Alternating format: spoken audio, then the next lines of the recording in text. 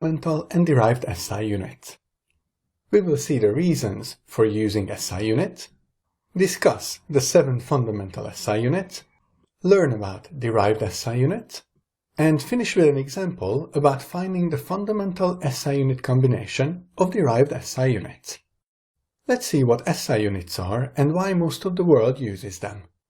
SI is an abbreviation that comes from French, and it stands for International System of Units. Before the French Revolution, there were over 250,000 units used just in France. After the Revolution, the Academy of Sciences created the metric system in order to unify and simplify the use of units. The International System of Units grew out of this attempt. So simply put, it allows scientists to use a single system when communicating. There are 7 fundamental SI units. These are the meter, the kilogram, the second, the ampere, the Kelvin, the mole, and the candela. Only the first 6 are part of the IB physics syllabus. Outside these 7 units, all other SI units are called derived SI units. This is simply because they are derived using one of the 7 fundamental units. An example of a derived quantity is speed. Speed is equal to change in distance over change in time.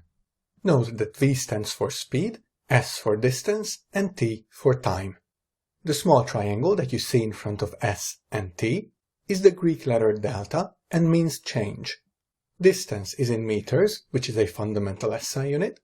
Time is in seconds, which is also a fundamental SI unit. So speed will be in meters per second, which in physics we usually write as m s to the power of -1. You probably remember from math that the power of -1 basically means division, so s to the power of -1 means divided by s. This is why ms to the power of -1 stands for meters per second. Finally, let's see an example of finding the fundamental SI unit combination of derived SI units. We will find the unit of force expressed in fundamental SI units. Force is equal to mass times acceleration. Mass is a fundamental SI unit, however, acceleration is not. Acceleration is equal to change in speed over change in time, so we can write m times delta v over delta t. Time, t, is a fundamental SI quantity, however, v, speed, is not. Speed is equal to change in distance over change in time. So we can write m times, and as you see here, I have replaced delta v by delta s over delta t, so we get delta s over delta t divided by another delta t.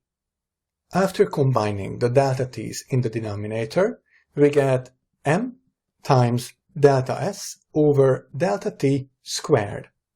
S, distance, is a fundamental SI quantity, so now our equation only has fundamental SI quantities. All we have left is to write out the units of these quantities. M is mass, and it is in kilograms. S is distance, it is in meters.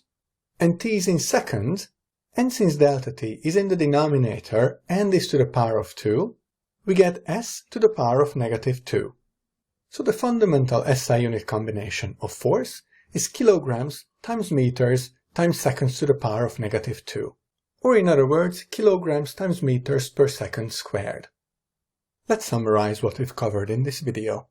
We learned a bit about the history of the International System of Units and that it allows scientists to use a single system when communicating. We enlisted the 7 fundamental SI units: meter, kilogram, second, ampere, Kelvin, mole, and candela. A reminder that only the first 6 fundamental SI units are part of the IB physics syllabus. You will not work with the candela in this course. We discussed derived SI units, which are basically all other units outside the 7 fundamental SI units. And finally, through our example, we have seen that derived SI units can be written as a combination of fundamental SI units. This wraps up our discussion of fundamental and derived SI units. In the next video, we will learn about scientific notation and metric multipliers.